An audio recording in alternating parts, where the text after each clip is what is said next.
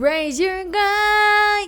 Do a good intro, girl. Yeah. Do a good intro, girl. Okay. Raise your yeah. Gaga sounded like goo goo gaga, like a baby. I know what you mean. Bro, if you guys... Is that one of your dreams now? Is that one of your eras now? To be a baby? To be a singer called Lil Baby. No, I would genuinely like to be a baby. Shout out my label, that's me. I'm in this bitch like for 3. No, I want to be a baby again. Tired of these bills. Tired of No, I fuck with this lifestyle. I fuck with this adulting shit. Because guess what? What? It makes me want to grind for chicken more. butt. Okay, sorry. What were you saying? Just do it again. You should do a formal apology. Okay, why do you have Oreos right because here? I am hungry, and I don't just have Oreos. I have milk. You're talking about you a grown man. You gotta have your milk on you at all times. Okay, listen. Being an adult is a lifestyle, not a choice. So what does that mean? You're talking in code? This is my choice. Oh, okay. I get to choose that I would like to eat cookies with milk. I did my little cookies with my little base of milk. Okay. Guys, if you guys can see my sweats like really detailed and there's like a bunch of hairs and stuff, it's not dirty. I just have 3 cats. I just wanted to come clean. Oh, girl, so you should be brushing the cats more often. Oh, it's my responsibility. Oh, okay. Yeah, get them, girls. What the fuck? Like what? The woman should be doing all the brushing. Get them, girls. I clean all the litters. As you should, boy. The fuck, guys. We have a lot to talk about in this podcast. Yeah. Entirely too much. I feel like. Dude, I don't even know where to start. There's just so much that has been happening. First of all, P. Diddy, boom. Wait, that's it, huh? No, I had more, but... There's more stuff. Like, there's a lot of politics stuff going on right now. Really? For what? In Mexico. Okay, that was like the 3 last episodes. Let's bring some. Yeah. No, but there's like more evidence that came out. But yeah, we're going to talk about Sean Puffy Combs this episode. Yeah. Because the documentary that my boy 50 Cent released is actually gold. Yeah, so like that was gonna be the original topic for this video, but a lot has been happening. I made my own language. No, but we recently finished the Puff Daddy documentary, y'all. Generally, if you have not watched that, watch it right now. No, actually, don't watch it and just listen to us because we'll give you every single detail. We'll be like Rotten Mango. But not really. But like misinformation. Yeah. And half information because we don't have the best memories out there. Have there, you know. Hachu, bless you. Okay. So yeah, Puff Diddy is basically the reincarnation of the fucking devil. Yeah, kind of low key. Yo, let me tell you, I have always known who Puff Diddy is, like P Daddy. No, whoa. What? P Daddy? You can only call me that. Call me that. Puff Daddy, P Diddy, all his fucking names. Stop saying that. Okay. I obviously know him because I grew up in that era of that music. I grew up with him. I grew up in that good era of music. You know what I mean? Like I'm from Cali. He's not from Cali, but. Oh yeah, you kind of did. Yeah, that's why I don't know Sean that well. And I always Sean, like that's your homeboy. I don't really know Sean like that, but. I mean, his name is Sean. I've never heard anyone call him Sean except for in the documentary. In the documentary, at the beginning, everybody was calling him Sean. Really? Yeah. No, maybe because I think that's for like close friends. Yeah, but dude, like his upbringing was honestly like not that weird for him to come out to how weird the stuff he's doing. There was a little bit of odd things like they were talking about in the documentary. Obviously, he grew up with like a single mom. His dad died when he was younger. He ended up finding out like his dad was like a drug dealer or something. But he was thinking he was like a Harlem drug lord boss, like the man of Harlem. So I think he has like this weird ass fantasy in his head that like I need to be something like that. Yeah, I need to live up to my dad's dream. And so I guess that can mess up a little bit with your psyche. Wait, we need to give them a background if they don't know who P. Diddy is. Like, we kind of got to fill them in on that. Yeah, he's a producer, CEO. Pedophile. You gotta sexual assaulter. Put that one Actually, in. I don't know if he's a pedophile. Drug addict. Yeah. Freak-a-deek. Drug dealer. Freak-a-leak. Yeah, and he's also artist, like dead end artist. He's like artist. So back to what I was saying, y'all. Like I always grew up knowing who he is, but like not knowing what he did. Like you just hear his name everywhere. Like in songs, you hear his name. Like everyone kind of just knows what he is. But like growing up as a kid, I never really knew what he did. Like I didn't even really know he was a producer. Like I don't know what the hell I thought he was, but yeah, he's basically a producer. That's what it was. And like hearing the documentary and seeing like how he climbed his way up to like the top of the music industry, y'all, crazy. And it's kind of scary because I mean like he's the big dog of the music industry. Like I always knew he was big, but he was like the big dog. No, I don't think like he was like he's big. Yeah. Like, but he wasn't like the top guy. I don't think he was the top guy, but he was the most like revolutionary guy when it comes to the whole industry. Oh, when I'm talking about like hip hop rap industry, not like the white people stuff. You know what I mean? But he was at the top of that, like for sure. Like he was the big dog of that. Who else would you say was the big dog of that? My boy 50 Cent. Boy, Eminem. No, but like he was in charge of the Bad Boy Entertainment. Oh no, yeah, but like he also would copy. He copied Tupac, and he also copied what's the name of Suge Knight? No, I'm not saying like he's the best. I'm saying like he's a top where if you want to get somewhere in the music industry, you got to do a favor for him. Oh yeah, like he was one of the like guardians, like one of the people that would dictate that. The Guardians of the Galaxy. Yeah, because it's kind of like a gatekeep industry, you know. Yeah, and he was there. But he was like not the only one. Like because when I hear Big Dog, it's like he's the boss. Like he can do whatever. Yeah, that's kind of how I see it. Like he did whatever he wanted. Like you're seeing in the documentary, like obviously a bunch of people coming out that used to work with him, and like whistleblowers, kind of like literally saying the stuff that they used to do. And bro, he wasn't paying nobody. He like had everyone like a treat dangling in front of their face. That's what I mean. Like he's the big dog. Like he was doing whatever the fuck he wanted. Yeah, well he was big. He was big, definitely. But he just, like, he found enjoyment on, like, wronging people all over. Like, close people, close friends, childhood friends, anybody. It was as if, like, it's crazy seeing that in, like, a documentary and seeing, like, the progression of somebody getting what they want and doing literally whatever it takes. Because he would fuck anybody over, kill anybody. Y'all, he literally killed Tupac and Biggie. He killed Tupac and Biggie. What? Yeah. Dude, and he was weird because he would only go for, like, other people's girls and, like, side girls, bro. Yeah, they were talking about in the documentary, like, if he wanted your girl, like, or if he was intimidated by someone, especially in, like, the earlier stage of his career, like, he would try to take their girl to, like, show dominance over them. You know what I mean? And, like, it wasn't like, like, he had Riz. He would take the girl right away. No. It was that he would be begging, and like after months, after he finally gets his time, or not even months, this motherfucker would wait complete years, but he would get that girl if he wanted to get that girl. He's a plotter. Yeah, for sure. Like it gives like just lame ass motherfucker, nerdy ass boy. No shade to the nerds. Nerds are cool, you know what I mean? But it's like no, but I don't think like nerds want to like affiliate with him. Yeah, it's just like, all right, y'all. I'm realizing that we're probably jumping from wall to wall. I did just take a Red Bull, so we might be going all over the place. But let's start from like the beginning of the documentary. If you guys haven't seen or anything, it basically gives like the upbringing of him.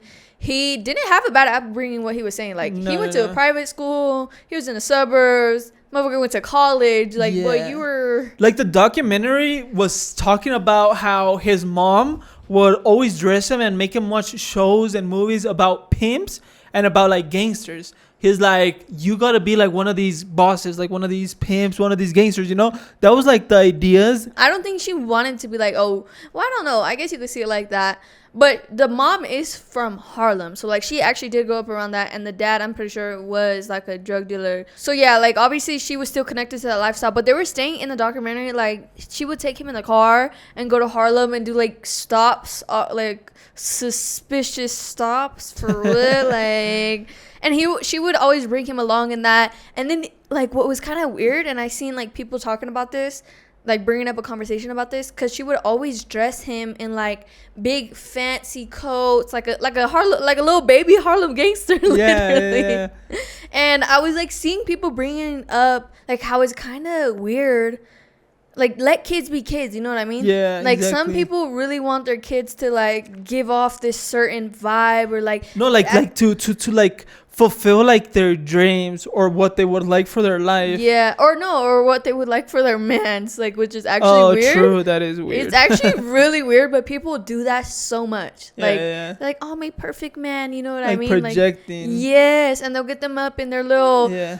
Like, boy, if you don't put that little boy in a Superman outfit. But you know what? Like, even though like it was basically insinuated in the documentary that that's what could have caused him to be the way he is, and like to be so power hungry and not care about other people. But what I really think, like, yeah, that can have an effect. But what I really think, like, really set it off to like how he is and his personality, personally, is that I feel he's a sociopath.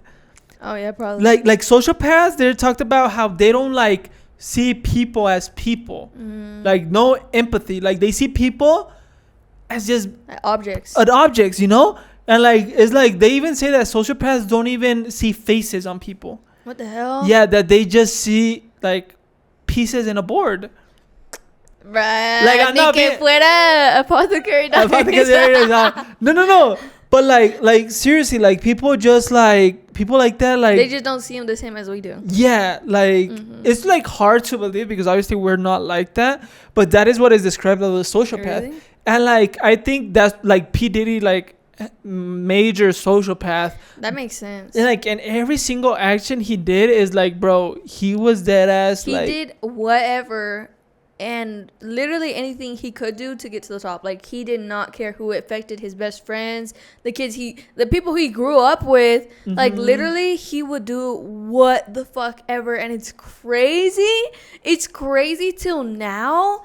Like, literally, till this documentary came out, that people are like, yeah, Puff Daddy's kind of bad. But, like, before that, and it's not like a secret. Like, there was hella, it goes in on the documentary too, like a bunch of events that happened, like a shooting here, Tupac dying, Biggie dying, a shooting at a club. Everything Diddy had something to do with it. He was always like in the middle of the scene of it. No, and he's like, he's definitely, I feel he's definitely responsible for all that stuff. Yeah, for sure. And like, so let's just get into it, like how he got to this position of power, because people wonder like how can a motherfucker like that get to power? And I think it was just like luck. It was like luck, and obviously like he had the talent to be like in a business where you're just power hungry, because he was hella power hungry. I don't think it was really luck. I think it was like he was like, say this is a door, like trying to get in, so he could get like a foot in the door. No, but remember what happened. He got kicked out from where he was an apprentice from. He got kicked out of that label, and they're like, bro, go, and you can take Biggie. And it was when Biggie it was Biggie? And Biggie was still not big. Yeah, Biggie is Notorious B.I.G. It wasn't Biggie. It was Jodeci and Mary J. Blige. He said, take them and do whatever you can with them. No.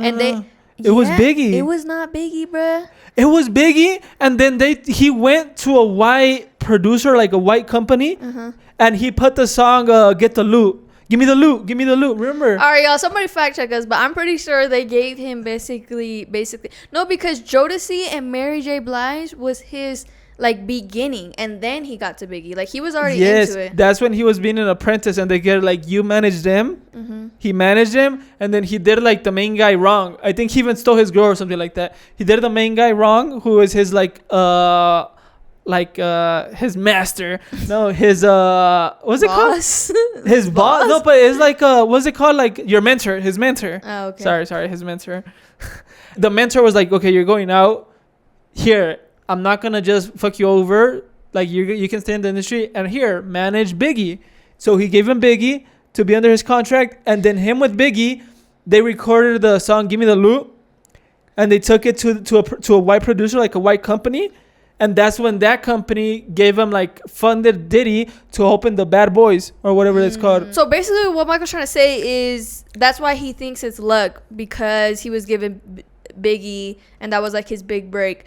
But I would like to disagree. I remember him getting he basically got Jodeci. If you know Jodeci and you know Mary J. Blige, you know good music. First of all, he got them to the top of the charts. Like, and this is from a motherfucker that has no like real contacts in the industry. Like, he's low-key a marketing genius. That's what he is. Like, I don't really feel like it's luck, because genuinely, when it comes to marketing, he's talented. Like, he knows what the fuck he's doing, because before he even got into the music industry, he was basically like a party promoter. That was how he was trying to get into the music industry, how he was trying to get his foot in, by being a party promoter. And he was like hella good at that. Like, he would get parties cracking. Yeah, but then they talked about like he would get parties cracking, but then the parties would be about him. You heard that? He will.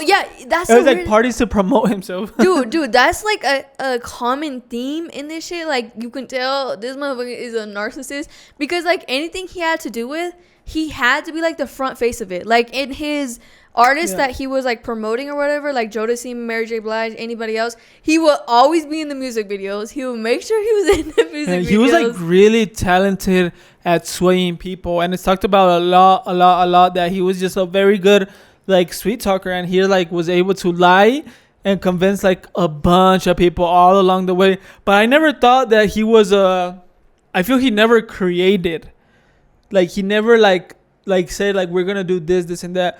But like it was mentioned that when he was doing those making some artists like pop, like he would go to a club in Harlem or New York or something like that, and in this club the DJ would put like rap lyrics with slow like R&B or something like that. He was a fucking stealer. That's what he would steal ideas, and he would make Dude, it. That's what I'm saying. He's a marketing genius, because before marketing was ever a thing for social media, well, I think marketing has always been a thing for brands, but like especially social media trends and stuff like that.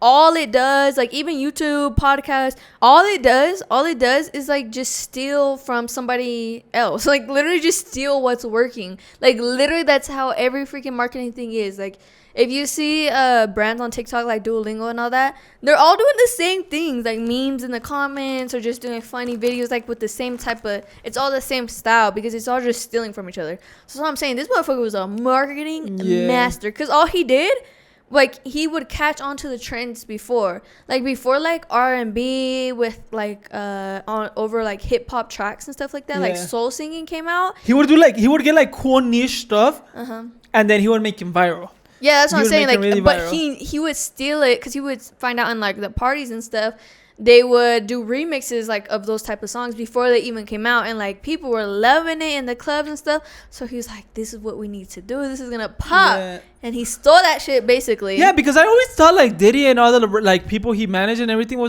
like music, like rap, like trap, you know. But it was a bunch of R&B. Yeah, because you didn't really grow up in that era of the music. Girl, like you didn't grow up in that era. You just... Boy, I've always been listening to mama play that music for you, girl. That means I grew up with it. You think I was putting on at 5 years old or what? No, but like growing up for it is like, for me, an example is like me at 17, I was listening to my boy NBA Youngboy. I was listening to that stuff too at 17. That's all. To I what? Listened. All R&B, old school hip hop. That's all. Old school hip hop at 17? Yeah. What do you think I was listening? And some Shoreline Mafia. Girl, yeah. What would you listen to? What would be played on in a party? All of it actually. People love R&B. Really? Yeah. I would only hear Mike Sherm. I would only hear... Because you wasn't in Baco. Yeah. I wasn't really... No, we really do love our I think Bakersfield really does love their R&B, because I love it down. Like you would be at a kickback anything, we playing old school R&B. Dude, I never got to experience that. Really? It was the best. Even in clubs now, like in the clubs in Bakersfield now, they will still be playing R&B.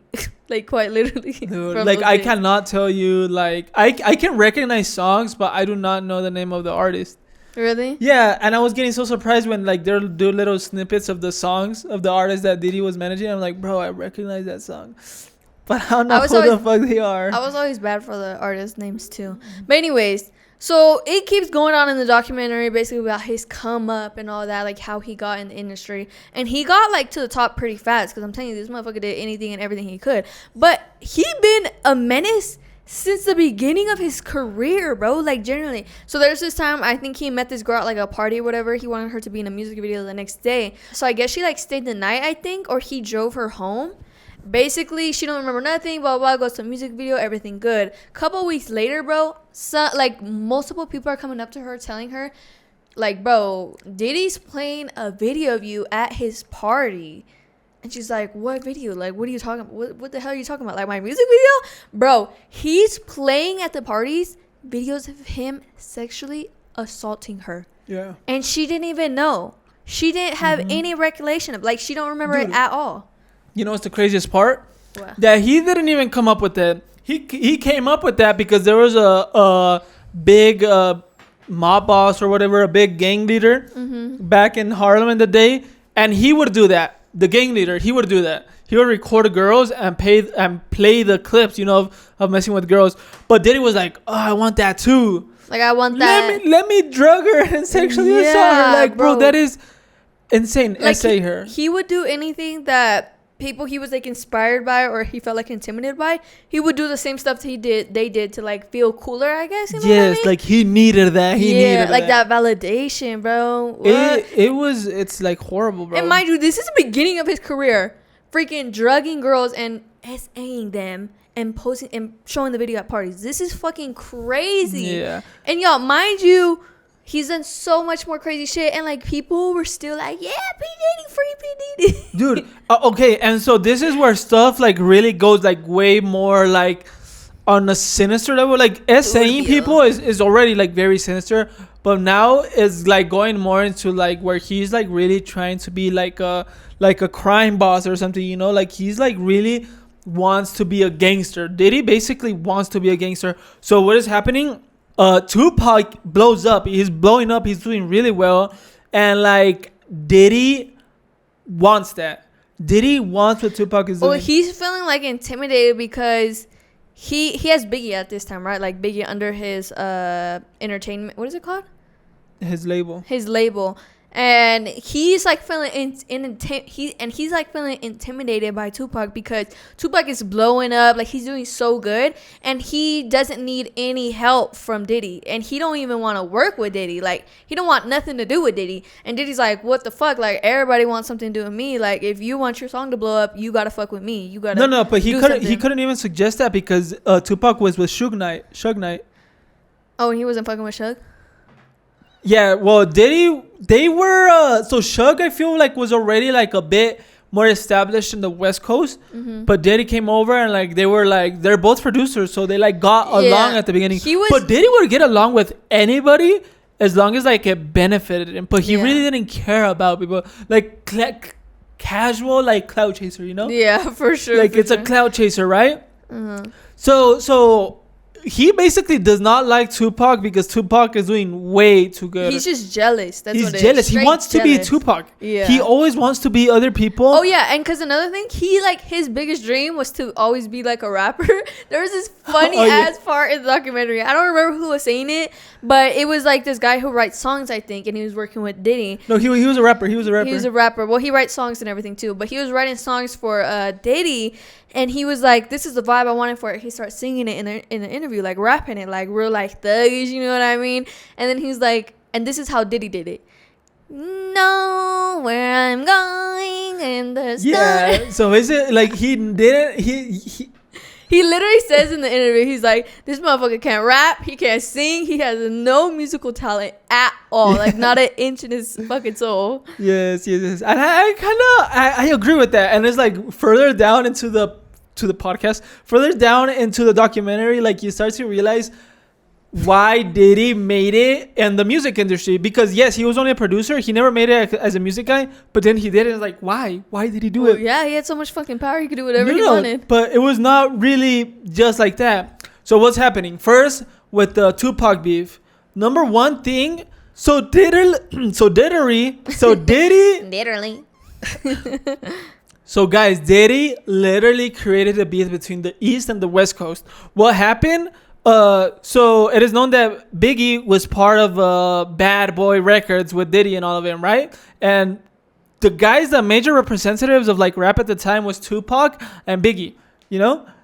And so one is West Coast, one is East Coast, whatever. They had comparisons or whatever. But at the end of the day, like Tupac and Biggie would get along. They really liked each other because Tupac, he was he had good intentions like for the community and everything. And Biggie really related to that. So they were like very intertwined, you know. They were cool. They were friends. They fucked with each other. But what happened?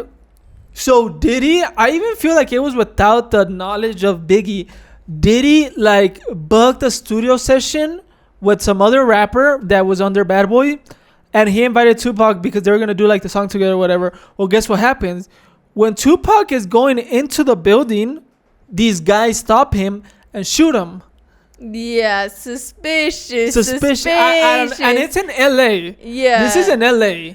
And this is a P. Diddy set this up. They're supposed to be, creating something together. Bro, he gets shot outside of that studio. But he survives, right? He survives, but that created a bunch of beef because then Tupac came out with the song of like. Well, Tupac said like literally in interviews right after that, like, I know Diddy did that. Like, I know that was Diddy's doing, you know what I mean? So that's when the beef started because he knew like Diddy set him up, like quite literally set him up. So yeah, guys, this like literally tweaks off the whole war that is going on between East and West Coast.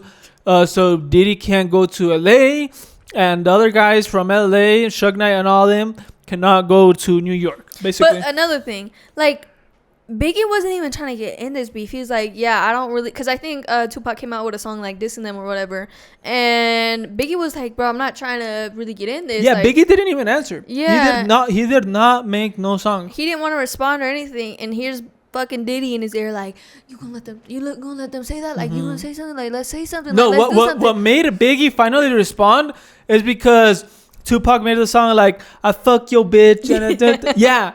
And it was Biggie's wife. Yeah. And so that's what set it off. But I think it was also mentioned in the freaking documentary that Diddy set that up. Like, Diddy like somehow like gave info whatever to Tupac that Biggie's really? Yes. I don't remember that. That was what set up because how would Tupac can't even go to New York because it's being defended by like all the people related by Diddy, you know? So what do you mean? So it was kind of insinuated that Diddy gave the go ahead or like it's okay for Tupac to come or just to get the info, you know, to make that song. Wait, what info? About Biggie's wife. Yeah, so Diddy is the puppet master. Literally, like, when you're watching the documentary, you can tell, like, dude, this motherfucker specifically planted like these little seeds for like shit to happen. Like, he planted the seed for the beef with Biggie and them, planted the seed for them to get shot, bro. And then the crazy part is, how did Biggie end up getting shot? Okay, so basically what happened is that during the whole beef and everything, Diddy sent a gangster from New York all the way to LA to try to steal a chain from the death row chain from the label, you know, from Suge Jack's label. And he jumped the guy. They jumped the guy, but they couldn't take the chain. But basically, it was already confirmed. Like, hey, they sent somebody. They jumped one of our members, and they tried to like snatch their whatever. Beef keeps going on, but now Death Row has identified who was trying to jump and like who's like related to all that circle, right? So what happened is that in Las Vegas there was a Mike Tyson fight, a big fight, and everybody was there. Everybody. I think I don't remember sure if Diddy was there and everything like this, but there was basically members from New York gangs, whatever. The Crips and the Bloods. The Crips basically had like some influence from like this big gang member in Harlem, and he was like connected to the Crips. So the Crips were kind of protecting like the East Coast people, and like the Bloods, the West Coast people. Yeah, kind of. We'll say that to keep it simple. Yeah, so basically whatever, the fight finished, everybody's pumped from the fight, and the Death Row members are walking out, and it was Tupac and him, right? And the guy that got jumped from Death Row Records recognized the gang guy that jumped him, and he's like, hey, Pac, that was him. Anyways, they go to confront him, they jump the guy, they beat him up, and they're fleeing. Mind you, this was like the son of like one of the really big gang members of the Crip gang members. It was like a nephew. Yeah, so they were like, oh, there's a green light, get his ass. Yeah, they're like, this is the perfect opportunity. There's commotions, everything. Everybody's running from the arena. So now it's time to get Pac's head, because Diddy had put a hit on the on Suge Knight. Mind you, we haven't even talked about this, but like there was a interview from one of the Crip gang members, and basically he was saying that like Diddy told us 1 million for their heads, like literally like a whole group of Crip members in like this fucking room, like basically I need y'all to get him, and he was telling this in like an interrogation room, like he was saying like this is what Diddy told us to do. Yes. So once Tupac beat up that one Crip member, they're like, oh, it's go time. Like, this is the perfect opportunity to do it. You know what I mean? And that was the whole Las Vegas incident where they got Pac. They got Pac, and Suge Knight was in the car, but I guess they didn't finish him off. Oh, yeah. They were supposed to get his... Suge Knight. He's like the... What is it? Basically, they know Suge Knight? He's like the boss of the label. I didn't know who Suge Knight was, bro. Really? Who knows? Like, did you not watch NWA, the movie? Yeah, I did, but I don't remember that. Okay. I don't really remember that. Yeah, so basically, yes, it was confirmed. Literally, it was a recording got from like an interrogation room with the police. Yeah. That they investigated this gang leader, right? I'm like, yeah, Diddy put the hit, and we did it. Guess what ended up happening? They only paid them half, bro. No, they didn't even pay him. Really? They were gonna pay him half because they didn't kill Suge Knight. So they weren't gonna send $500K, but he sent it through another gang guy, and he never forwarded it. So he kept it. So the guys that did the hit got majorly fucked. You know? Dude, that's like a also major theme too. Fucking Diddy not paying nobody, y'all. Like literally slavery in the entertainment industry. Like not paying nobody. Yes, and this is where I didn't remember this part, but like Diddy did start the whole beef first shooting Tupac. But then he had invited to a party Suge Knight, right? Mm-hmm. Because they were supposed to be friends with his homie, like a close friend from Suge Knight, right? And at the party, they get him, and in front of Suge Knight, one of Diddy's guys grabs a gun and basically shoots his friend, staring straight at Suge Knight. Like it's war.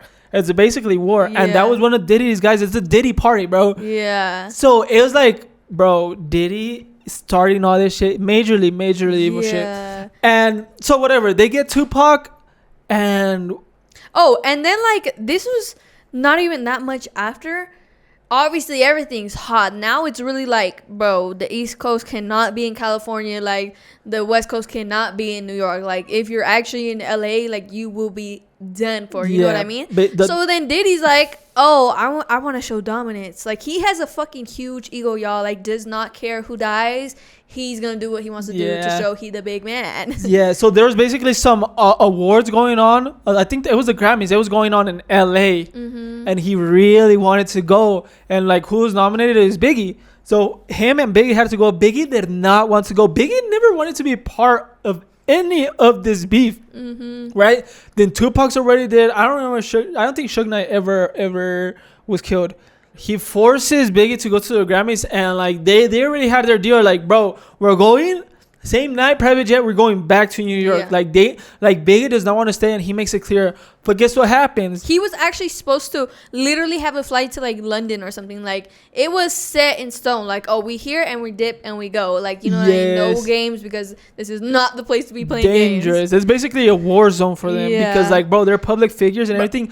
Anyways, bro, even in the Grammys they were like booing Biggie because obviously the West Coast is not fucking with them right now. You know what I mean? I forgot about that, bro. It was horrible. And Biggie was always shown to be like, he wasn't really like on none of that gang life. Yeah, you know? Biggie. I think there was even an interview. He was like, "Dude, I was scared for my life. Like every day, I felt like someone was coming for me." When he was in the house, so basically, what happened is that Diddy had a party, right? No. The thing is, Diddy wanted to have a party because he was like, "Oh, we're in the ops, like." You know, we're in their land or whatever. I'm gonna have a party to show these motherfuckers like y'all can't tell me to do shit. I'm gonna do whatever I want because I'm that big dog. But that's really where it was kind of like this. There's a lot of stuff insinuated with the interview because it's all speculations, right, of what really could have gone behind the screen, behind the scenes. It's basically insinuated that it's kind of almost like as if Diddy made a deal with Suge Knight and them that, hey, we got Tupac, we're gonna give you Biggie.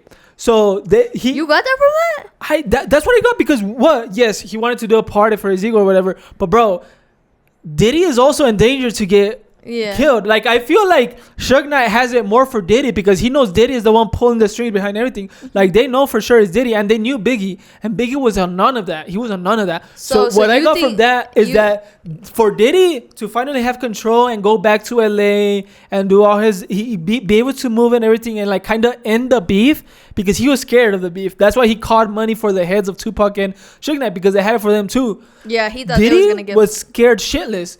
So I think what he did to finally end the beef was like, hey, I'm gonna take Biggie. You really didn't get that. No, I didn't really get that. He was like, I'm gonna take Biggie. I'm gonna force him to stay there. And there's literally a video. This is a video forever first shown in this documentary where Biggie is like, they're doing an interview with him and he's like scared shitless. He was like, I can't close my eyes. I can't go to sleep. Anything. Because he's scared shitless. And meanwhile, Diddy is planning a party. Bro, if they're out for Diddy, obviously. Wait, you said Diddy was in that interview or Biggie? Biggie. Oh, yeah. Because I thought you said Diggy. Oh, shit. Diggy. 1, 2, 3. Hey. I don't even know their songs, but I know they're bangers. So yeah, anyways, that's what I got from it. So he like gave up Biggie, basically. He gave up Biggie, and guess what happens? Once they're in New York and there's big ass funerals of Biggie and everything. Wait, say what happened. Like Biggie, he basically tells Biggie, no, like you gotta come to this party, like insisting, and Biggie's like, hell no, like I'm not going to this party, like you're gonna have a party in the ops. He demanded it. He literally demanded it, because mind you, Biggie was supposed to be in London that day, like he had a flight and everything, like no games. Diddy forced him to go to that party, yes, bro. That's exactly what I'm saying, like bro, that's like he gave sus. That's hella suspect. So that's what I'm saying, like it's like almost as if he gave away Biggie. True. And that's what I was saying, like obviously Biggie was got in LA, so you know that was that. And then back in New York, Diddy was acting all sad, and guess what, on his celebration of a big funeral, number one, he said like, we're going to cover all expenses for the biggest funeral ever in New York for Biggie, and that's what we're going to do. Okay, so that's what he said. Guess what? With Biggie's money, he paid for that whole funeral. Instead of like giving it to his family or anything, he made a good show for the public saying like, we're going to pay for it. And then he used Biggie's money. He used Biggie's money from the record to pay for his own funeral. If that's not the most trifling shit I've ever doesn't heard. Sound that weird, like okay, it's your own money, like whatever. No, but the weird part is that he's putting a face out in public and being like, we're gonna cover it. Like we're gonna cover it. Oh, another thing he did after like Biggie died and everything, he was, what magazine was it? What magazine? Oh, from Times Magazine, something like that. Was it Times Magazine? He took Biggie's cover. Biggie was supposed to be on the cover for Times Magazine, and he basically told the people that had to do something with that or whatever, like, no, I need to be on this cover because I'm about to have my first ever album come out, like my first solo album. Like, I need to basically give marketing for that, bro. He took Biggie's cover. He was only about ever for himself. He was supposed to be like, Biggie was his like best friend at some point or something like that. Yeah, and in all the interviews he's acting like he was Biggie's best friend, like literally, like he's so sad and heartbroken for this. And like the craziest thing is, because since he's not the artist, in every single interview he's like the background character. He's always the background character, and he's okay being like that in interviews, and it's always like interviewing the artist, but like in the background he's doing everything about himself, and it hurts him to be like a background character. He wants to be an artist. He wants to be a rapper. And listen, guys, he basically wanted to be Biggie. So this is where he kind of like shot two birds with one stone. Is that after the funeral or whatever is when he came out like with his first single. Mm-hmm. And that's the song that made him blow up. Why? Because he was taking advantage of Biggie's this like funeral. Yeah, obviously like, it was like a memorial song for Biggie, bro. Yeah, because obviously it was like the biggest thing happening on television that time, his funeral. Bro, that's when he drops his fucking single. Are you serious? He basically used Biggie's death as a whole marketing for his single, bro. Let me find that song because everyone knows this song, bro. I was singing it. Everybody knows this song. It was a whole stepping stone for him the whole time. Biggie was just a stepping stone. And so that's how his musical career took off. After that, he started making a bunch of music. This was his big break. Like, this was, oh, okay, he's an artist now. Like, P. Diddy's an artist now. Yeah. Like, I'm pretty sure he had music. He had, like, groups and, like, music before that. But, like, nobody gave a fuck about that. Like, nobody was listening to that shit. Life ain't always what it seemed to be. Words can't express what you mean to me. That, listening to that song after watching the documentary and now knowing what we know is like, oh my fucking god, like that is the devil. Yes, there should not be a comeback for Diddy after his sentence, bro. No, there's no way, bro. Like, bro, the comments, it says Diddy dancing his ass off after eliminating Biggie, escorted Big to his deathbed and made him pay for his own funeral. Bro, there's no way he's making it back from this. No way. And if anybody who like defends him, like, you're evil too. You're actually evil. Bro, you know what would be the biggest plot twist ever? What? Tupac's alive. After he makes it out of prison and everything, he runs for president. For the Republican Party. No, literally. That would be some shit. Oh my god. Like, I don't even doubt it. In this reality we're living in, anything can happen, bro. So after the death, like, that was obviously huge. And a lot of people have their speculations. But obviously, and I think he was taken to court for it. I'm not sure. Every time he was taken to court, he always got out of it. He always got out of it with his money, whatever. He always got out of everything, y'all. And then it also goes into, like, it just shows, like, we're not going to go into everything. Like, y'all should definitely watch the documentary. But it shows, like, basically that he had to do with so many deaths. Yeah. So many deaths, y'all. And sexual assaults. Sexual assaults, crazy. And then it starts going into him with Cassie. But you know, like, how he would always get out of all these courts? Money, number one. And number two, he's just that good of a manipulator and sweet talker, bro. Mm-hmm. When it was talked about how the recent trials and everything, how was going on. So when they were interviewing the jurors, I don't know what they're called, but just the people there, the random people that are selected to be part of the whole case. We're talking about, like, the end case that got him into jail right now. Yeah, the recent ones. Bro, in the interviews, they all came out, like, liking Diddy almost. Like, yeah. Because it's like he was just such a likable personality. Like, he gives such a likable personality in person. Yeah, and, like, that's another thing. Like, in the interviews, anything, like, he always made himself, like, he was just a good manipulator, like he was saying, like a good sweet talker. Like, whatever he said, it seemed like he was genuine, like he actually cared about what was going on, and like he's sorry and accountability for his actions, make sure this never happens again. Dude, he's just a sociopath, and he's just such a good manipulator. Because I was seeing also a TikTok where they were giving a story about this other guy that had with Diddy, and basically they talk about how Diddy would make it a thing to see how far he can push your buttons, or how far he can take something before you feel weirded out or whatever, right? Mm-hmm. So, oh my god, it was just something about, like, Diddy, with no remorse, without nothing, he would be like, he told this guy, like, you should come with me to one of my parties, daddy. He told him that, right? What the hell? Yeah, right, some weird shit, right? And the guy is like, and they're like, around the table where they're like, what? And then he's like, again, louder, I said, you should come to one of my parties, daddy. Louder now. Like, he just really does, like, he's just seen how far he could go. Yes, he just feels like all in power and everything. Like, and then it's like, yeah, whatever, you know? But it's just like, it just tells you a lot that he doesn't, like, see, like, social circumstances as normally as we would. Like, oh, let's try not to be awkward. Oh, let's not be weird. It's like, he's gonna push you as far as he can. He's just a manipulator, like, a manipulator, yes. But going into what he was talking about, the jurors, y'all, I know we're, like, getting ahead of ourselves right now, but it also shows in the documentary, like, them interviewing two jurors in the specific. This one girl who she's talking about, like, she also grew up in that era with the music, like, P. Diddy, blah, blah, blah. And she's, like, saying this all with a smile and a smirk on her face. Like, mind you, they just had a case where they told you the sickest shit he's ever done. Bro, the sickest shit he's ever done to Cassie. We'll get into that right now.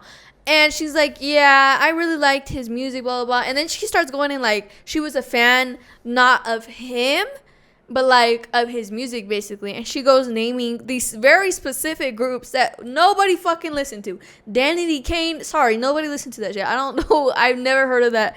It's very like very, very specific to Diddy. You know what I mean? And so, girl, if you know them, you're a big fan. You're like a big fan. And the whole time she's talking, you can just tell she's fangirling so bad, bro. Starstruck. She was talking about like, oh, Diddy was like doing like I was doing the same facial expressions as Diddy. Like whenever one of the witnesses would say something off, we would both be like, are you sure about that? Like her and Diddy, like as if they were telepathically fucking connected, bro. It's crazy.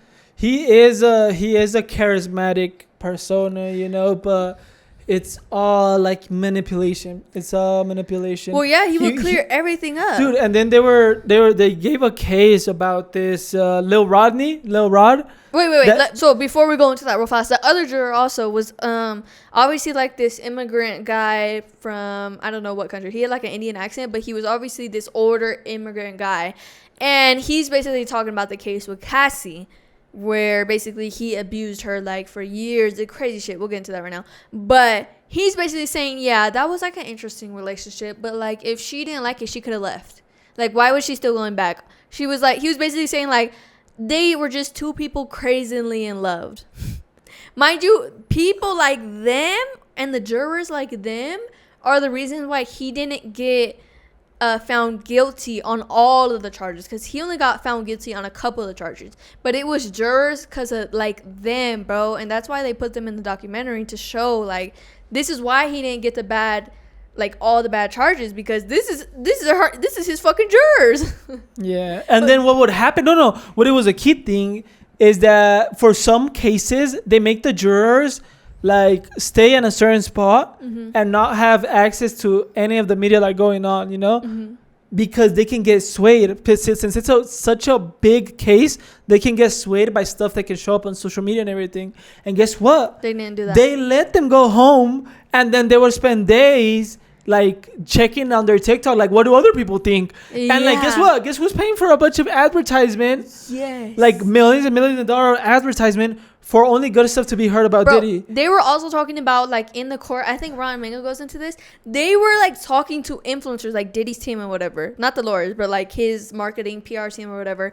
Talking to influencers and stuff. Like, here's the transcript. Yeah, literally like here's the transcript. Here's the stuff you should focus on. Like the good things, like when Cassie was in love with Diddy or whatever. And like they even put videos like TikToks in the documentary of people being like, free Diddy, like, oh, Cassie's not the victim here, like people supporting him during that case. And it was like, it's not a crime to be a freak. Yeah. And mind you, like, bro, and the jurors are coming home, obviously looking on their TikToks, looking at all that shit. They're obviously going to get more persuaded. You know what I mean? Yeah. Dude, this is what I mean. He's a fucking marketing genius. Like, even before social media was a huge thing. And he had the money behind, like, all his team of lawyers and everything, because it should have not been possible to let the jurors go out. Yeah. Because it's a public case. Like, it's not a normal case. When it's a normal case, like, that's normal. But, like, when it's a normal case, that's normal. No, but like it's I forgot the name of it. Case. It's a celebrity case, yeah. Yeah, the funniest thing is that like they got hidden footage basically. Like Diddy was recording himself for some reason. People were saying like, oh, he was probably recording himself because he thought he was gonna get out of this and like make his own documentary. You know what I mean? Oh, yeah. So he wanted like background footage. Bro, 50 Cent ended up getting that footage from the film team or whatever, bro. Yeah. And he put it in his documentary. Dude. And he's hold on. He's talking about in the like behind the scene footage, basically saying like, dude, the jurors are not going to be watching news. They're going to be watching social media. Basically saying, like, we need to get the social media, the public opinion, in our favor. You know what I mean? Like, we need to start turning the stuff so that it looks good for us on social media. Yeah, like, 7 billion people are on Instagram. Yeah. And TikTok. And it was like, we got to take control of that. We got to. Yeah, of the narrative, basically. Yes, yeah. Did it? Like, he planned all of this. He, like, planned all of this. And it's, like, always, like, he always followed his plan. But I think it is important to mention how patient 50 Cent is. Because I don't think this is, like, oh, he was like, oh, this is news. Let's do a whole freaking documentary about this, bro. He had collected footage upon footage upon footage upon footage for years on Diddy. Yeah, he Dude. got Diddy's own friends in the interview talking about him, bro. Dude, he like 50 Cent as like Yeah, that was crazy. That praises, bro. Like he's dead ass. He's calm, collected, petty, because he waited all that time to scrap. And you know how their little beef started? Like it wasn't even nothing crazy. No, I don't know. Well, I kind of know how it started, but I'm not too sure about it. So listen. So basically, 50 Cent is blowing up, and Diddy gets in a phone call with him, and is like, Diddy always wants to get associated with the people blowing up or whatever. And it's basically like Diddy was like, hey, like, what's up? Like, we should hang out. And 50 Cent is like, yeah, that's cool. That's cool. Like, we should. It's like, yeah, we should go shopping. Right? Mm-hmm. And then 50 Cent, okay, like, that's cool. Like, shopping, like, they always do that. They're rappers. And then Diddy is like, yeah, and that will pay. And literally, that to 50 Cent was like, bro, like, that's weird. Like, you're treating me like I'm your bitch or something. Like, that's a shot. Or, like, bitch, you need new clothes. Yeah. And that's where it kind of relates to, like, with Diddy. Like, little by little tries to keep going further and further to see into what you can handle. And it's like he, like, belittles people. That's what it is. Like, belittlement. And 50 Cent didn't take that. He said, bitch, are you trying to belittle me right now? Yes. And that was lifetime beef. Dude, after that, never. Like, 50 Cent, never. Like, it was even, like... Dude, 50 Cent is like whoever he beefs with is like almost like 50 Cent is like always like winning. Yeah. When he had the Mayweather beef, like he said, if you could read one page of Harry Potter, I'll donate $10 million somewhere. Dude, 50 Cent is hilarious. And then there was a situation that basically Diddy like attacked a person with a kettlebell bat or something like that. Mm. And then right away 50 Cent made a post like on Instagram, and it was like he was just basically memeing on the situation. Yeah. I don't remember exactly what the post was, but it was just some funny shit. So anyways, getting out from the case, let's get into what he was doing with Cassie, because that was crazy. And it wasn't even just Cassie. Like, basically, if you guys don't know who Cassie is, she's like an R&B pop singer from like the 2000s. You know that song, I've been waiting so long, I'm here to answer your call. Yeah, that was her. If you don't know Cassie, now you know Cassie. She was popping up, like blowing up. Can I say you sounded just like Cassie right there? Yeah, that was really good. Thank you. Like, she would have been Beyonce level, like quite literally. But Diddy ruined her fucking career. First of all, he bought pre-bought like 9 albums or whatever for her to be on, to switch up to his label, so she could be on his label. Mind you, she's like up and coming, she's just starting out. Basically, he makes her girlfriend, and now he has full control over her. And basically, he's putting back his album, and that's the shit he would do. Like, he would act like he's gonna give you like this your big break or whatever, and keep pushing it back. So it was like, you're gonna do whatever you can to kiss up to him so that you can actually get your album, or you can actually get your big break, you know what I mean? But he would keep pushing it back, and that's what he would do. She never got her albums out, nothing.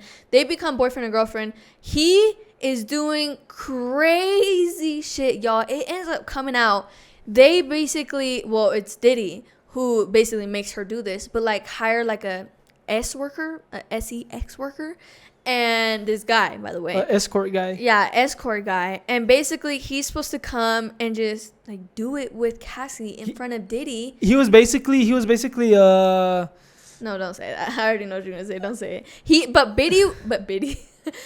Diddy would be watching them do it. Like, he would just watch them do it. That's all he did. Like, he got some weird pleasure from that. But he would make them do it for hours and hours and hours. Like, literally, the guy's talking about in their interview. Mind you, this is a guy who was doing it with Cassie. You know what I mean? He would always say, like, she looks, like, not in her full mindset. You know what I mean? Like, she had to be on some type of drug or anything like that. And he actually ends up asking her, like, bro, how do y'all do this for so long? Because they would be going like 3 days, 3 nights in a row. Like, boom, boom, boom, boom, boom. And he's like, how the hell can y'all do this? And she basically tells him, like, oh, we be doing it on this. Ecstasy. Yeah, and like other different drugs too. So he starts taking them. They start going crazy.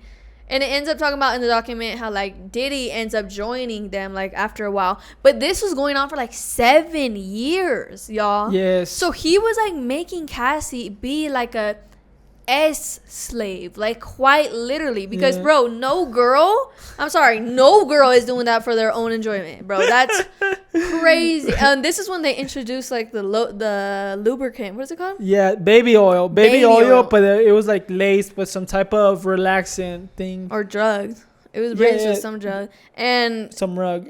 And so the guy was talking about how like they would go like using up like 5-6 bottles one session type stuff. But like it's just like at that point in that era of Diddy and Cassie when they were married, they weren't married. They were married, okay, but they were always high. They were always on drugs, and he talked about like in no moment they seemed like they were sober. Mm-hmm. In no moment. It's like in that whole time together, it's like every day they were drinking and doing drugs, doing drugs. And doing SFing. Yeah, they were doing a lot of that. And it was talked about how when finally like Diddy was joining the action, that there was an occasion where the escort was doing his thing, and then Diddy's like, hell all this. It's my turn to go in. And then he goes in and moves the guy on the side, like pushes the guy on the side, and then Cassie like laughs, right? Oh, and he gets his ego hurt. And he starts beating the shit out of her. And then he's like, what?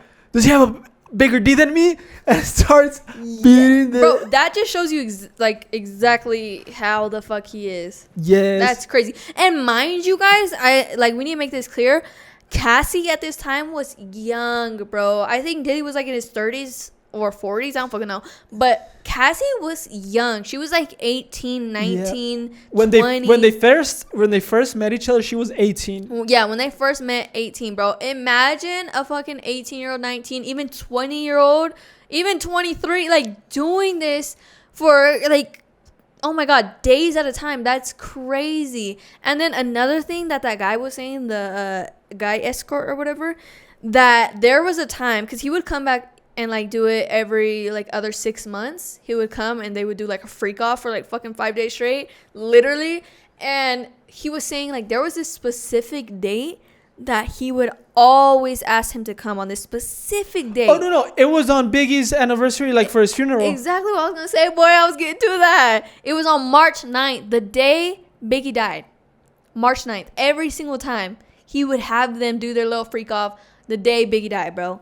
That's disgusting. That is weird. That's really weird. And y'all, that's like not even the only crazy, just freaky in a bad way, by the way, stuff he did to women. Remember how we told you guys earlier how he basically drugged that girl unconscious, took videos of him doing things to her? He did this on multiple times, y'all. Multiple times, and not just with girls. He literally did it. What's that guy's name? Rod? Oh, yeah. That's the guy I was talking about, right? Yeah. What's his name? He was like a musician, and his name was Lil Rod. Was it Lil Rod? Lil Rod, Lil Ronnie, yeah. You guys might have heard about him before, but he actually came in the documentary in himself and was talking about this. This is crazy. Because it was for his last album. His last album, it was like in 23. Or no, it was one of these years. It was one of the years that finally Sean Combs did his final album, and Lil Rodney was there helping him with all the producing and all the musical stuff. Basically, Lil Rod was not singing or nothing like that. Basically, Diddy, for a year and a half or something like that, he's like focused in his Miami house, just partying out, because he could not complete not even one song. Like, let's talk about like for 6 months they were working on like 6 lyrics, something like that. No, he said 8 months for 7 bars, and then 7 bars. Yes, and like it's because Diddy is like so drugged all the time. No, and he just fucking sucks. And he sucks. Yeah, and he's like he's just like spending most of his time like in parties and bringing escorts and all this stuff, doing freak offs, because he's like, dude, like I need to have this lifestyle around me so I can write these songs. Basically, he had all that lifestyle, but he could not write shit. Yeah, he couldn't get his music basically, and he was working with Lil Rod for like 8 months, no, like 2 years, I think. This is what he's talking because about. he said he missed like his son's like birthdays and everything. Yeah, like he met Lil Rod. He missed his son's birthdays. He missed so many events because this was supposed to be his big break. Yeah. Exactly what I was telling y'all. Like he does this shit on purpose, mind you. He was promising him oh, Lil Rod, you gonna live right next to me in my Miami mansion, like I'm gonna get you the house next door, like you're gonna have all this stuff, you're gonna be famous, like this is gonna be your big break, literally. And y'all, so they start getting like pretty close because they're with each other every single day trying to get this album out, right? And Lil Rod is just trying to write it out because it starting to get weird. Yes. It starts to get weird towards the end. And he talked about how, like, during all this parties and everything, like, they would give him drugs. They would give him, like, laced alcohol. They were just, he didn't even know what he was taking. Yeah, nobody knew. Keep fitting. And he was talking about, like, some days he would wake up and not remember anything. Some days he would wake up next to girls. And some days he would wake up next to Diddy in the same bed. Yeah, like he was basically insinuating like he knew that he SA'd him. Like, yes, Diddy SA'd him, bro. And then the same thing he was doing to other girls, getting them unconscious and doing stuff, he was doing also to him and probably a lot of other guys too. And he was talking about, Lil Rob was talking about at these crazy parties they were doing. Mind you, they were doing crazy drugs, like crazy shit. He had his son, Justin Combs, at all those parties with him, doing all the same shit, effing all these girls. They would go together, dad and son, into a room, like, with a bunch of girls, bro. Yeah, like, that's sick, bro. Like, you're already a sick person, and then you're making your son a Diddy number 2. Like, that's disgusting. I don't know if that's a dream of some men out there. It's like, oh, I want to go in. Hell no, I don't think so. That is just weird. That is like, what type of relationship are you holding with your son? Well, yeah, that motherfucker's a weirdo. Yeah. And, you know, the big plot twist from this whole documentary is that basically all the old, like, old men that he had worked for, like, coming up and everything, he was also SAing them too. Yeah, like, and they couldn't do nothing about it. Yeah, because he would do the same thing, get people unconscious. I don't know. He's probably using the same drug, like, to make people literally unconscious and SA them, literally. And y'all, we didn't even get to the end of the Lil Rod story, but basically the album comes out, everything, he's finally done because he's already suspecting, like, he's doing weird stuff to me. Like, weird stuff is happening. Like, I just want to write this out and get the fuck on. You know what I mean? Album finally gets done, bro. Nothing about Lil Rod in the album. Nothing. He don't even get paid. And you actually want to know how much Diddy offered him for this entire album, like 2 years of his life? $25K. And they didn't even send it to him. And he never got that shit. Yeah. Crazy. It's crazy. It's like, this is his strat. Like, it's like blackmailing also, because that other guy that he had getting 25% of the stock of his label, it was like his childhood friend. Yeah, they started the company together and he had 25% of he was SAing him. Yeah. Took by force his 25%, didn't give it back, and he just, oh my god. He ended up homeless. Like, his childhood friend that he started Bad Boy Entertainment with literally ended up homeless because he took everything from him, like, quite literally. I honestly feel very proud for all the men and women that participated in this documentary to talk about how they were SA'd by Diddy, because I know, like, it's very, very hard, especially when it's talking about a big figure. Is like, with so much power in the industry, he's not just a musician, he owns his own label, you know? Yeah, and then it's always like, when you come out and say something, there's always gonna be motherfuckers like, oh, you just want clout, you're lying. Like, bro, what?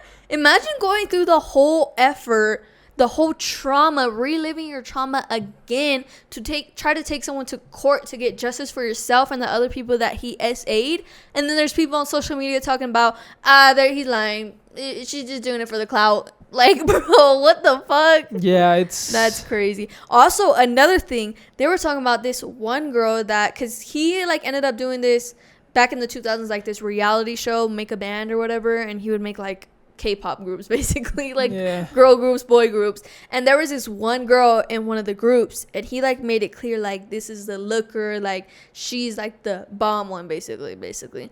Bro, she shows emails that he would be sending her, like freaky ass shit, like, and he's supposed to be her boss, mind you, like weird ass stuff, like I'm trying to do this with you, blah blah blah. But she never gave him the light of the day. So blah blah blah. Fast forward, she ends up getting told by one of these girls that basically walked in at one of Diddy's houses, one of his parties going on. Him and another guy, like his security guard, SAing her, the head of the girl group, while she's like unconscious. She was unconscious. And obviously she didn't remember. And it is the same thing like all the other stories. She don't remember anything. She's knocked out cold. I can't believe he got away with all this, bro. Literally, that's what I'm saying. Dude, like, where was 50 Cent? You should have put the freaking documentary in the middle of the court, bro. Bro, people is going hard for Diddy. Like, people are going hard defending him. Disgusting, bro. Like, he was just waiting for the perfect moment, and this was like a really good moment. Dude, and honestly, he could have just paid people. Even though if he really didn't have people actually supporting him, bro, he just pays people, have people go support him. Well, another thing that I noticed, even like with the people that are interviewing, is like a lot of people weren't coming out, and a lot of people that weren't victims of him, like just supporters of him in general, were supporters or like kind of protected him because he was seen as like an inspiration for the black community. Yeah. You know what I mean? Like he was like the first black man to make it out. Black excellence to make it out and like be so big and like make this empire. So for a lot of people, he was like a really good inspiration, and a lot of people looked up to him, and like he did a lot for the culture. So that's why a lot of people, first of all, were supporters of him. Yeah. And a lot of his victims, like sometimes they wouldn't come out and say stuff because they kind of wanted to protect that in a way too. The real good people that were out there were Tupac and Biggie. And let's make it clear right now. No, for real. That's really messed up, bro, because genuinely Tupac had such good ideals for the whole community and just to help out. And Biggie was right there with him. I know, bro. To take out the two best artist of that century. Isn't that crazy? That's like the craziest thing, dude. And it low-key just silenced a bunch of other artists who ever talk about shit like that or just follow the footsteps of Tupac, you know. It just silenced them to never want to do anything like that, to not mess with the wrong people in the industry. Yeah, I guess you could say that. So yeah, that's where we're gonna end it now. This is just gonna be a Diddy episode. Our next episode, we have a lot to say as well. Don't say it like that. A Diddy episode. This is a Diddy episode. It's because the word Diddy is just I just don't like the just calling Sean Puffy. Sean Puffy. Okay. That's gonna be the end of this episode. But we really like advise you guys. Want you guys to go watch that documentary because it opened your eyes to a lot of stuff and a lot of shady stuff that happens in the entertainment industry, the music industry, and the influencer industry. No, in any industry, the movie one too, it's always like a power. Like when someone's in power, they can get away with so much shit because like they want to, you know, this is also their livelihood. You know what I mean? Like, they want to get their money to fucking pay their bills. Just know that CEOs are not your friends. They are not your friends. And always think about how they made it to where they are. They had to have done some shit, you know? That's just my whole mentality that for now. It's only like power-hungry, sociopathic people that desire that amount of power. Yeah, we were thinking about that. Like, bro, okay, imagine how many motherfuckers like Diddy exist and are in power because they will literally do anything to get in power. Yeah. In comparison to like a normal person who wants to do something for good. And Suge Knight, he was also not he was not also from a fairy tale, such a good guy, because he was the guy that was behind Tupac. He was not. Suge Knight was also like... Really? Yes. Well, I remember him. He was actually taking care of his artists and everything. Yeah, he was taking care of his artists. What did he do to Tupac? He was... You need to watch the Straight Outta Compton movie. Okay, yeah, because I don't remember. He was fucking them over, basically. He was not fucking him over. You just gotta watch it. Maybe I need to watch it. Maybe I don't remember. But yeah, I was talking about Suge Knight because he was like taking care of his artists. Because another thing, Diddy was not paying his artists, bro. He was taking all the money that they were making. Meanwhile, his artists are literally like fucking living in rooms together, starving, bro. All his contracts basically said, "We will give you all the fame, but not the fame but and no fortune. money." Yeah, Not the fame and fortune. just Literally. fame. So yeah, that is the end of this episode, guys. I hope we showed you how fucking horrible of a human person he is, because there's no Diddy supporters over here, bro. No, That is crazy work. Yeah, and as always, leave down in the comments some topics, some interesting stuff, and some point of view of you guys that you guys have on the topics. And we always read the comments and everything. And yeah, we'll see you next week. Next Friday. Bye.